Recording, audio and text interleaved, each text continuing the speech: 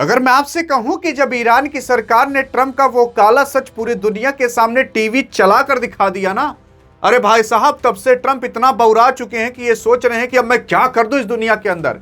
हाँ, क्योंकि हाल फिलहाल जब ईरान की गवर्नमेंट आती है और सामने टीवी चलाती है और काफी देशों के राजदूत को बैठाती है और कहती है कि देखिए आपके ट्रंप साहब की क्या हरकतें हैं। अरे जैसे आप वो नायक पिक्चर और बाकी अन्य पिक्चरें नहीं देखा करते थे कि उसमें नेता जो रहता है वो फोन पर कहता है कि दंगे फसाद होने दो और बढ़ाओ, बाद में हम ठीक कराकर मसीहा बन जाएंगे, वैसे ही आपके ईरान ने करके दिखाया है। और इसके बाद आपका ट्रंप इतना बौखला गया है ना, या तो ये दो काम करेगा, ये तो और बौखला जाएगा या तो दबो पांव भागने लगेगा। लेकिन आइए देखते हैं कि ईरान ने ऐसा कौन सा कारनामा कर दिया है जिस कारनामे की वजह से जो यार ईरान के अंदर प्रोटेस्ट खैमेनेई के खिलाफ हो रहे थे, अब वही लोग खैमेनेई के साथ हो जा रहे हैं।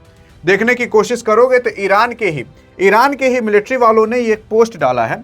और वो पोस्ट जानते हो क्या डाला है? उन्होंने कहा कि जो यूके, जर्मनी, इटली, फ्रांस के एम्बेसडर ईरान के अंदर हैं, उन लोगों को हमने एक रूम में बैठाया और रूम में बैठाने के बाद हमने दिखाया, और ज़्यादातर हमने उन्हीं देश के राजदूतों को बैठाया जो पश्चिमी देश ये कह रहे थे कि ईरान के अंदर सत्ता परिवर्तन होना चाहिए।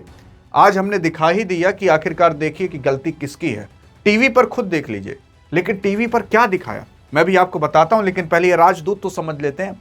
राजदूत देखो वो लोग होते हैं जिन्हें अपनी भारत की गवर्नमेंट या किसी और भी देश की गवर्नमेंट एक देश से दूसरे देश भेजती है ताकि आप जाइए वहां पर, हम जो इंफॉर्मेशन दूसरे देश को देंगे वो आप वहां पर बताइएगा।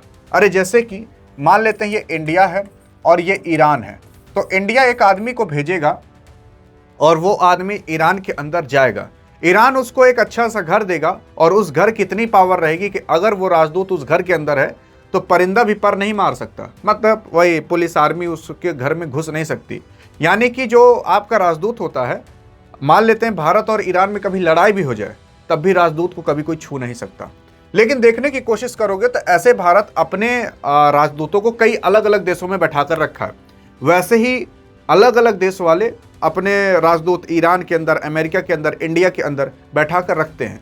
यहाँ तक कि भारत ने अपना राजदूत बांग्लादेश में बैठा कर रखा है।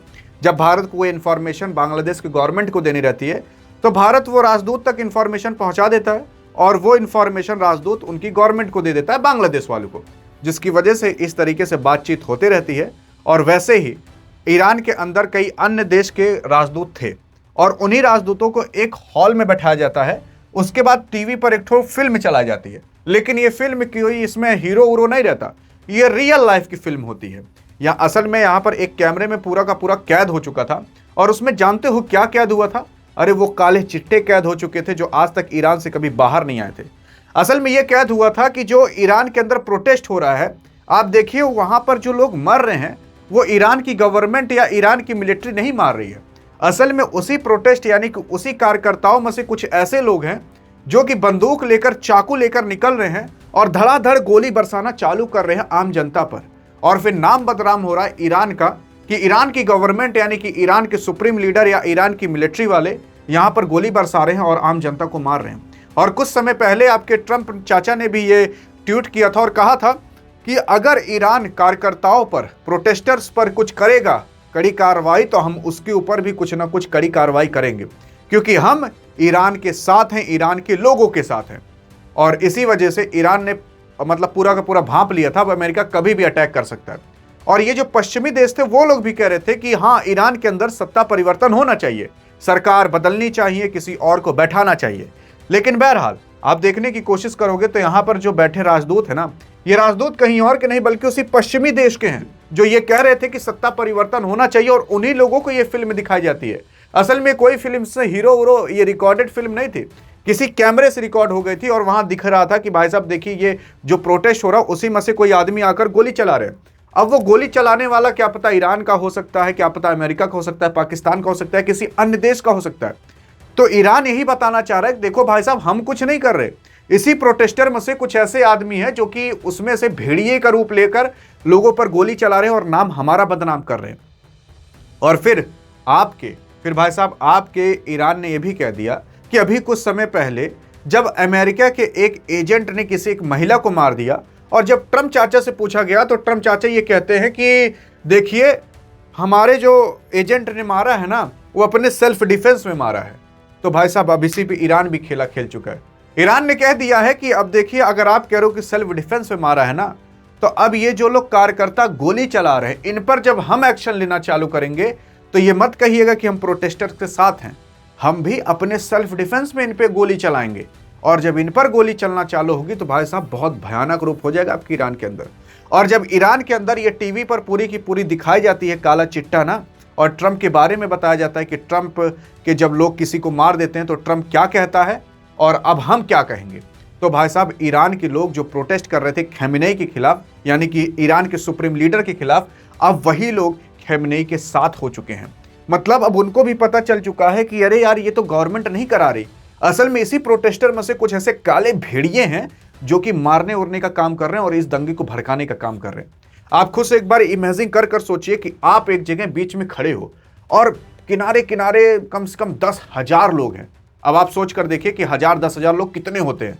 अब उसी में से कोई एक आदमी, दो आदमी आकर गोली धड़ाधड़ चलाने चालू करता है, और जब वो 10,000 लोग भागना चालू करेंगे तो आप कहां भागोगे, किस तरफ भागोगे? आप भी सोचोगे कि भाई साहब यानी कि आतंकवादी आ चुके हैं।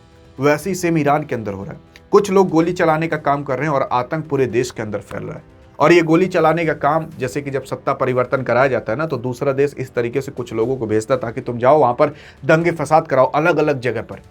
हाँ जी हाँ, और फिर उसके बाद वहां पर दंगे फसाद होते हैं, फिर आपको बहाना मिल जाता है, अमेरिका को बहाना मिल जाता है कि देखिए कुछ इस तरीके से हो रहा है ईरान के अंदर, इस वजह से हम ईरान के अंदर अटैक कर दिए।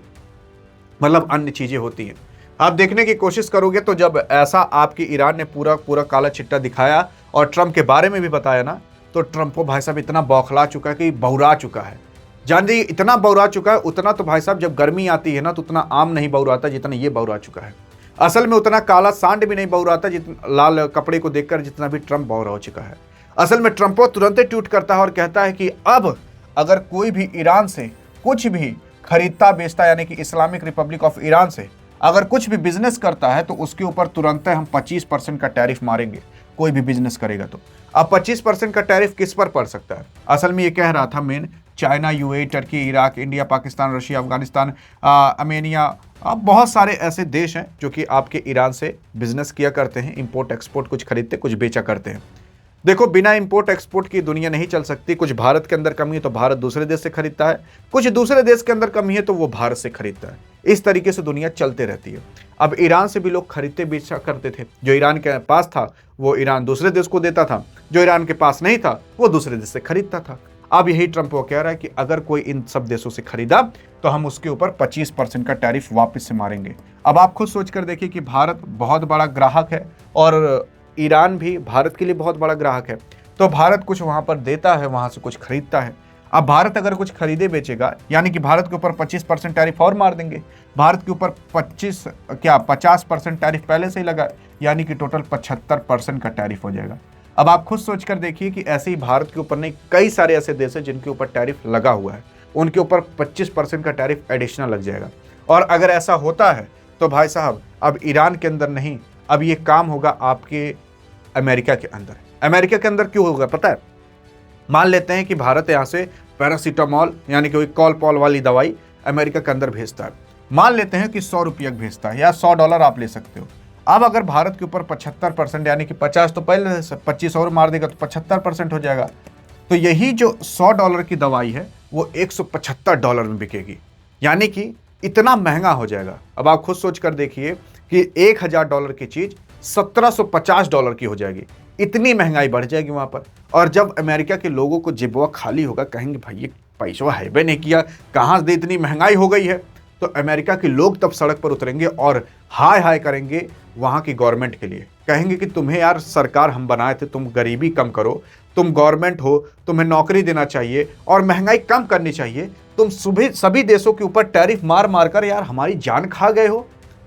इतनी महंगाई तुम कर दी हो कि एक गरीब आदमी टमाटर आलू प्याज तक खरीद के खा ना पाए, और जो अमीर आदमी हो वो भी इतनी महंगाई में गरीब हो जाए। तो इससे अमेरिका के लोग ट्रंप के खिलाफ उतर जाएंगे। और अभी तो ट्रंप ये कह रहा है कि ईरान के अंदर हम अटैक कर सकते हैं। ईरान भी कह रहा है कि आ जाओ भैया, देख लेते हैं, दो हाथ हो ही जाए, किसमें कितना दम है। लेकिन बहरहाल अब इसमें इंडिया का क्या रोल है? देखो इंडिया अभी साइलेंट किलर बन चुका है। इंडिया ऐसा किलर बन चुका है कि बिना कुछ बोले ही सबको मार रहा है। और जानते हो कैसे मार रहा है? अरे ऐसे मार रहा है क्योंकि जो इंडिया इतना ग्रो कर रहा है।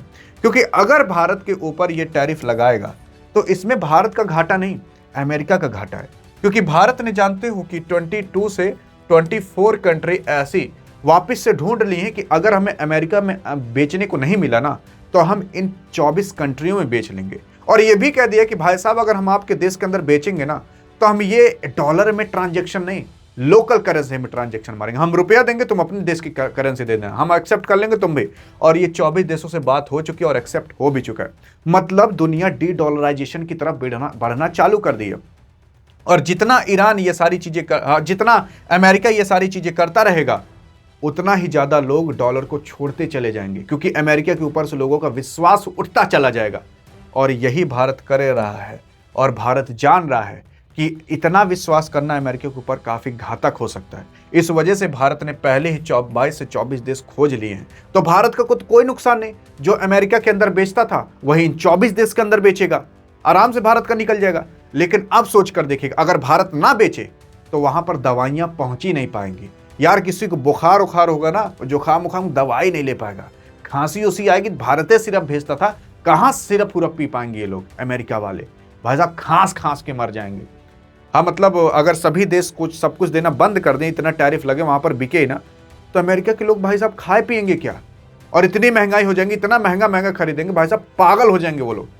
तब गवर्नमेंट के खिलाफ उतरना चालू करेंगे। मतलब ये जो ट्रंप बार बार तीर सीधाना मार रहा है टैरिफ वाला ना, ये एक समय ऐसा आएगा कि वही तीर इसके ऊपर वापस से आकर गिरेंगी और फिर इसको टैरिफ हटाना पड़ेगा। और तब तक दुनिया अपना दूसरा रास्ता खोज चुकी रहेगी और फिर अमेरिका होगा कंगाल।